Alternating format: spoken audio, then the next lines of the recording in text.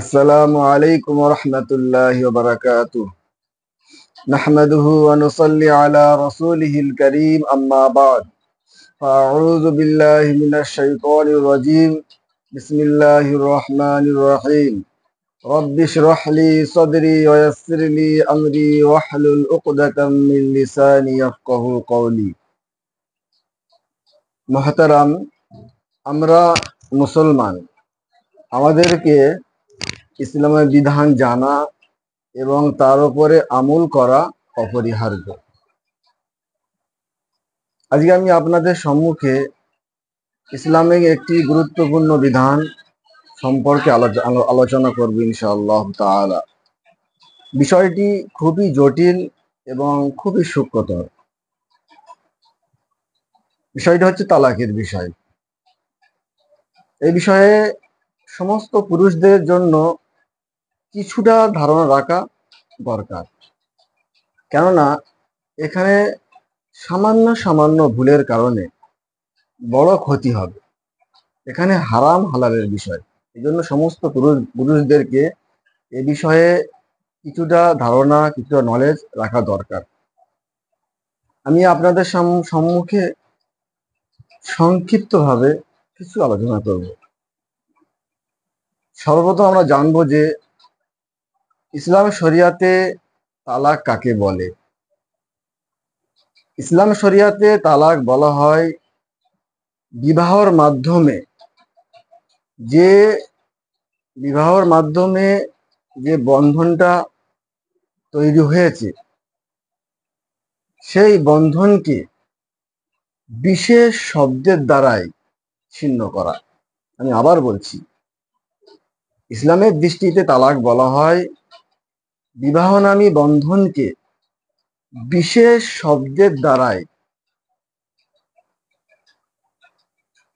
বিবাহনামী বন্ধনকে ছিন্ন করা।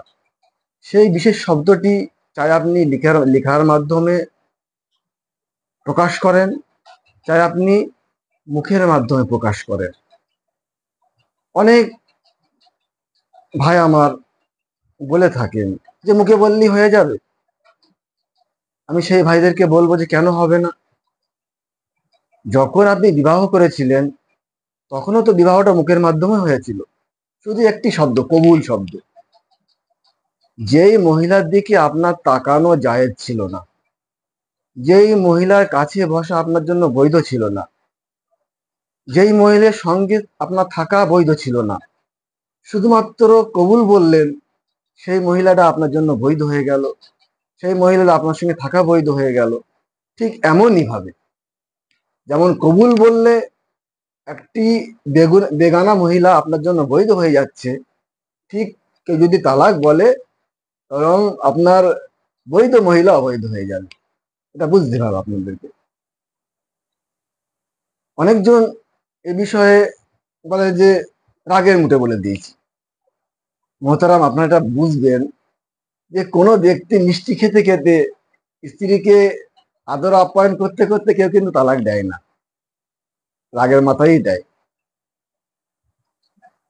তো এই বিষয়ে আমাদেরকে জানতে হবে যে বিশেষ শব্দ যদি কেউ ব্যবহার করে, কোনো ব্যক্তি তার স্ত্রীর উপর রেগে গেছে, স্বাভাবিক রাখতে পারে।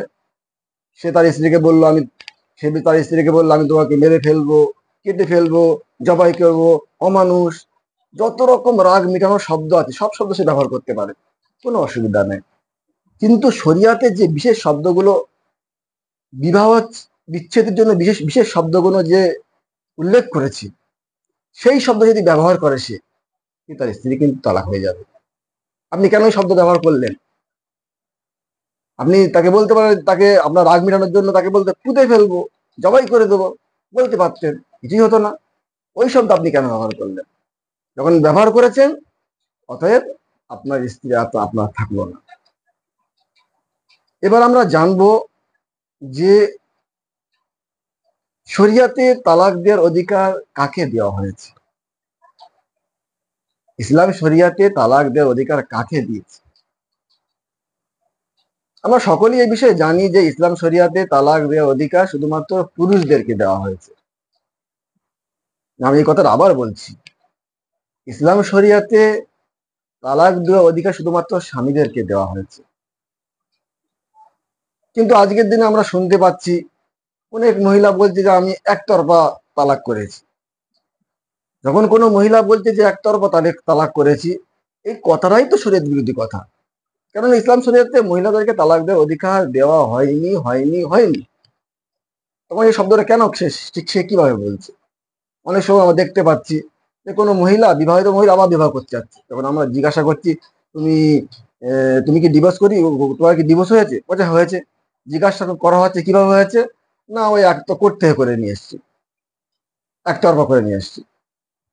যদি সেই মহিলা তার স্বামী যদি তালাক না দেয়, সে একতরফা কোর্ট তাকে কিভাবে তালাক তালাক করাবে?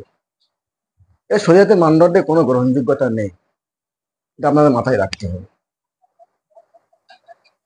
হ্যাঁ, এবার এখানে একটা প্রশ্ন থাকছে যে ইসলাম শরিয়াতে তো পুরুষদেরকে তালাক দেওয়ার অধিকার দেওয়া হয়েছে, তা যদি কোনো মহিলা সত্যিকারে অত্যাচারিত হয়, কষ্টের মধ্যে পড়ে, তার কি শরিয়াতে কোনো সমাধান নেই? এর জন্য শরিয়াতে সমাধান আছে, সেটা আপনাদেরকে জানতে হবে। আমার অনেক বুদ্ধিজীবী ব্যক্তি, মুসলমানের মধ্যে বুদ্ধিজীবী যারা নিজেকে বুদ্ধিজীবী মনে করে, তারা এই প্রশ্ন করে যে শরিয়াতে পুরুষদেরকে তালাক দেওয়ার অধিকার দেওয়া হয়েছে, মহিলাদেরকে দেওয়া হয়, মহিলাদের অত্যাচার, নাউজুবিল্লাহ। আপনারা জানেন বিষয়টা, যেমন পুরুষদেরকে তালাক দেওয়ার অধিকার দেওয়া হয়েছে, মহিলাদেরকেও রাস্তা আছে তার জন্য। যদি তার স্বামী তার উপর অত্যাচার করে, তো তার স্বামী তাকে কষ্ট দেয়, তার যদি তার স্বামীর কাছে থাকা খুব কষ্টকর হয়ে যায়, তার জন্য রাস্তা আছে। তার জন্য আপনাদেরকে ইসলামী লয়ার, মুফতিদের কাছে আসতে হবে যে আমাদের এই সমাধান কি আছে। আমার সে তার সেই মহিলাটা তার স্বামীর কাছে কিভাবে আহ স্বামীর থেকে কি আলাদা হবে, ব্যবস্থা আছে। আপনারা মুফতি সাহেবকে আছেন, জানেন, বিষয় সমাধান করেন। আপনারা কিন্তু কোনো আপনার এলাকার কোনো বিজ্ঞ মুফতি সাহেবের কাছে আছেন, কিন্তু তা না করে আপনার কি করেন, কাজীর অফিসে চলে যান। কাজী তার মতন সে তার হিসেবে করে করে কাজ করে দেয়। যখন সেই মহিলা সমাজে আসছে, সমাজের মুসলমান যারা ধর্মপ্রাণ মুসলমান আছে, তারা তখন দেখছে এটা ভুল পন্থা হয়েছে, তখন তারা তাকে বাধা দিচ্ছে। আলেমুলামা এটা বৈধ আলেমুলামা বৈধ বলতে পারছে না, কি করে বলবে? সে শরিয়াতের মানদণ্ড যদি সেটা ঠিক না হয়, সে আলেমুলামা কি করে বলবে? তো সেই মহিলা সমাজের মধ্যে আটকে যাচ্ছে। ওই জন্য আমার অনুরোধ থাকবে, যে সমস্ত মহিলা সত্যিকারে কষ্টের মধ্যে আছে, যে তারা তার স্বামীর ঘর করতে চাচ্ছে না, তারা কোনো এলাকার বিজ্ঞ মুফতির কাছে কাছে এসে পরামর্শ নিয়ে সমাধান করতে পারে। এর জন্য ইসলাম শরীফের দুটো রাস্তা আছে, একটা খোলা, আরেকটি হলো ফাঁস। সে খোলা কাকে বলে, ফাঁস কাকে বলে, এটা আপনারা মুফতিয়ানে কেরাম, বিজ্ঞ মুফতিদের কাছে গিয়ে বুঝে যে বিষয়টা বিষয়ে সমাধান করতে পারে। এবার আমরা জানবো যে ইসলাম শরিয়াতে তালাক কয় প্রকার ভাবে দেওয়া যায়। এটা আমরা খুব ঠান্ডা মাথায় নেব। দেখেন, আল্লাহর কাছে আল্লাহ পাক রব্বুল আলামিন চায় যে প্রতিটি স্বামী এবং তার স্ত্রী দুজনা সুন্দরভাবে জীবনযাপন করুক, এটা আল্লাহ পাক চান। বিচ্ছেদ না হোক, এটা আল্লাহ চায়। তার সত্ত্বেও আল্লাহ পাক তালাকের অনুমতি দিয়েছেন। শুধুমাত্র এমন নয়, কোনো সত্যিকারে কোনো একটা দুই ব্যক্তি কষ্টের মধ্যে তাদের একদম আটকে না যায়, এই জন্য আল্লাহ পাক না চাইতে এটাকে অনুমতি দিয়ে রেখেছেন। অতএব এইটা সাধারণভাবে এই তালাক একটা প্রয়োগ না করা, এটা ব্যাপকতা না করা। এই জন্য আমরা তালাকের প্রকার ভেদটা আমরা জানবো একটু। ইসলাম শরিয়াতে ফুকাহে কেরাম কোরআন হাদিসের আলোকে তালাকের 3 প্রকার বর্ণনা করেছেন।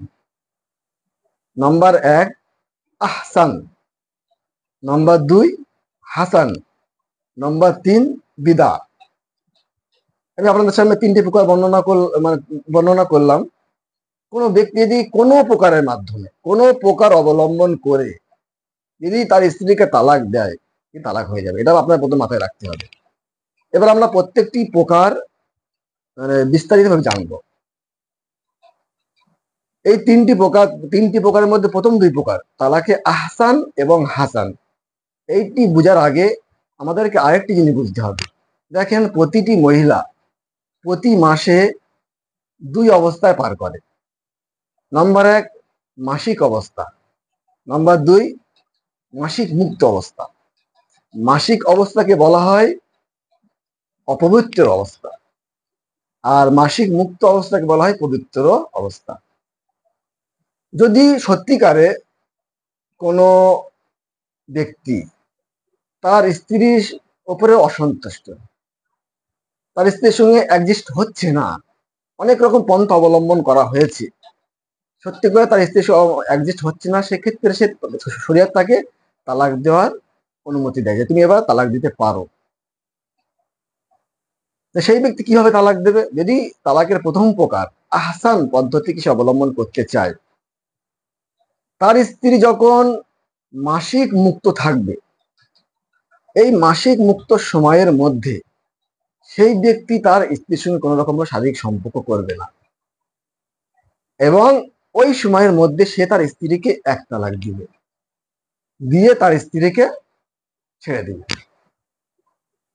এমন এমন অবস্থা তার স্ত্রী এর ওই মানে তারপরে আবার মাসিক হবে, আবার পবিত্র হবে, আবার মাসিক হবে, আবার মাসিক মুক্ত হবে, আবার মাসিক হবে, আবার পবিত্র হবে। এই যে তিনটে যে মাসিক পার হবে, তারপরে তার স্ত্রী কিন্তু তার থেকে বিচ্ছেদ হয়ে যাবে। এই পন্থা যদি কোনো ব্যক্তি তার স্ত্রীকে তালাক দেয়, এখানে লাভ কি? প্রথম নম্বর, যদি এই পন্থা যদি কোনো ব্যক্তি তার স্ত্রীকে তালাক দেয়, সে কিন্তু শরীয়তের মানদণ্ডে কোনো অপরাধী হবে না। আরেকটি হলো, সে যদি চায় পুনরায় তার স্ত্রীকে ফিরিয়ে নিতে পারবে।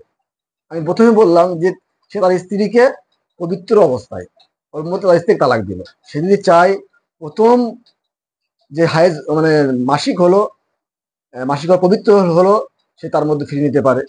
তারপরে আবার মাসিক হলো, তারপরে পবিত্র হয়ে তার মধ্যে ফিরিয়ে নিতে পারে। তারপরে মাসিক হলো, তারপরে কিন্তু সেটা বিবাহ বিচ্ছেদ হয়ে গেল। কিন্তু সে চাইলে পুনরায় বিয়ে করে, তার সঙ্গে বিয়ে করে আবার সংসারে আনতে পারবে। এখানে তাকে যদি মনে করে যে সে যদি মনে করে যে আমি তালাক দিয়ে ভুল করেছি, এখানে তার জন্য অনেক করে অপশন থাকছে আবার ফিরানোর। এই জন্য এই পদ্ধতিকে তালাকে আহসান বলেন, উত্তম পন্থা বলা হয়েছে। দ্বিতীয় পন্থা হলো তালাকে হাসান। তালাকে হাসান বলা হয় কোন ব্যক্তি তার স্ত্রীর সঙ্গে মনোমিল্য হচ্ছে না, আর কোন রকম ভাবে তার অ্যাডজাস্ট হচ্ছে না, তখন কি করবে? তার স্ত্রী যখন পবিত্র অবস্থায় অর্থাৎ মাসিক মুক্ত অবস্থায় থাকবে, এই সময়ের মধ্যে তার সঙ্গে শারীরিক কোনো অবস্থা না, শারীরিক কোনো সম্পর্ক না করে তার স্ত্রীকে একটা তালাক দেবে। তারপরে আবার মাসিক হবে, মাসিক হওয়ার পবিত্র সময়ে তার স্ত্রীকে এক তালাক দিল, দেওয়ার পরে আবার মাসিক হলো, আবার যে পবিত্র আবার আসলো সময়, এর মধ্যে আবার একটা তালাক দেবে, দুটো হলো।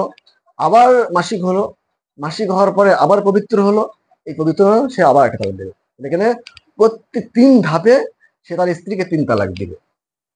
যখন সে তৃতীয় তালাক দিয়ে ফেললো, তারপরে কিন্তু তার জন্য পুরো হারাম হয়ে যাবে।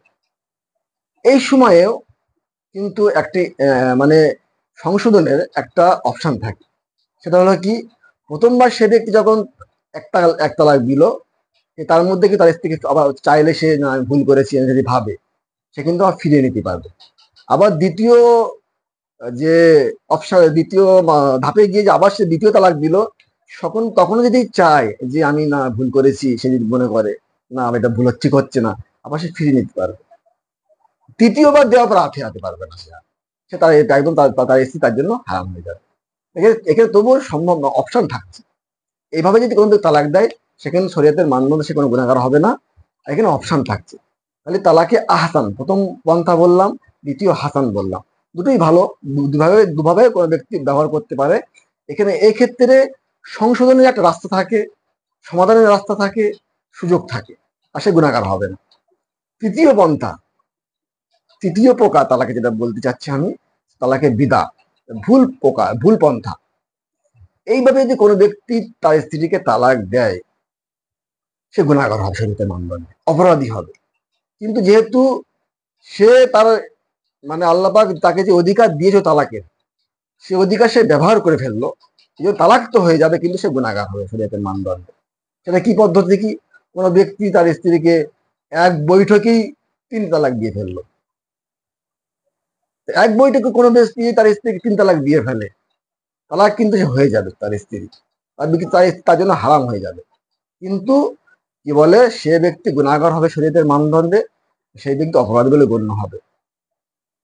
তো এখানে আর একটা অবস্থা, যে কোনো ব্যক্তি তার স্ত্রী মাসিকীয় অবস্থায় আছে, তখন যদি কোনো ব্যক্তি তার স্ত্রীকে তালাক দেয়, এক্ষেত্রেও সে ব্যক্তি গুনাহগার হবে, কিন্তু তালাক হয়ে যাবে। আমরা খেয়াল করব। আমি আপনাদের সামনে সংক্ষিপ্ত ভাবে কিছুটা তুলে ধরলাম, যাতে করে আপনাদের কিছুটা ধারণা তৈরি হয়। তালাকি বিষয়টা খুবই জটিল বিষয়। এটা বড় বড় বড় বড় মুফতিয়ানা এখানের কাছে বসে যখন এরকম কিছু পরিস্থিতি হয়, আপনারা কি করেন, সঙ্গে সঙ্গে ছুটে কাজী সাহেবের কাছে যান। সে গোলমাল যেভাবে তার যা জ্ঞান আছে সে বিষয়ে কাজ করে দেয়, পরে আপনারা ফেসে যান। সর্বপ্রথম আমাদের যদি এরকম পরিস্থিতি হয়, এলাকার কোনো বিজ্ঞ মুফতির কাছে পরামর্শ করার পরে আপনারা এটা বিষয়ে আগান। তাহলে আপনারা ফেসে যাচ্ছেন, তখন আপনারা রেগে যাচ্ছেন, ওই মুফতি খারাপ, এই মুফতি ঠিক নয়, এই মুফতি জাল মুফতি। এরকম মুফতিদের উপর আপনারা অপবাদ দিচ্ছেন। আপনি নিজে ভুল করছেন, সঠিক পন্থায় কাজ করছেন না, জানছেন না, কিন্তু নিজে ভুল করে লাস্টে মুফতিদের, সমস্ত মুফতিদের দোষ। এভাবে হ্যাঁ, ওই সময় আপনারা কি করছেন, যে ব্যক্তি আপনার মনের চাহিদা অনুযায়ী কথা বলতে পারবে, সে হবে বড় মুফতি, সে হলো বড় হুজুর, সে সবচেয়ে বড় জ্ঞানী। কি অবস্থা! এক্ষেত্রে আপনারা এই এই বিষয় হওয়ার, কারো মেয়ে, কারো বোন, কারো স্ত্রী এরকম পরিস্থিতি হয়, আপনারা এলাকার বিজ্ঞ মুফতিদের কাছে আপনারা আসেন। এর আরো বিস্তারিত আলোচনা আছে, আমি সংক্ষিপ্ত একটা ধারণা দিলাম মাত্র। আপনারা ভাবেন না যে এটা পুরো আলোচনা হয়ে গেল। শুধুমাত্র ধারণা দেওয়ার জন্য আমি আলোচনা করলাম। ইনশাল্লাহ যারা ইসলাম প্রিয়, ধর্মপ্রিয় মানুষ অবশ্যই এই বিষয়টা যারা শরীয়তের বিজ্ঞ তাদের কাছে জানবে এবং আমল করবে, এই আশা রাখি। আল্লাহ পাক আমাদের শোনার থেকে বেশি বেশি বুঝার এবং আমল করার তৌফিক দান করুক। ওমা আলাইনা ইল্লাল বালাগুল মুবিন।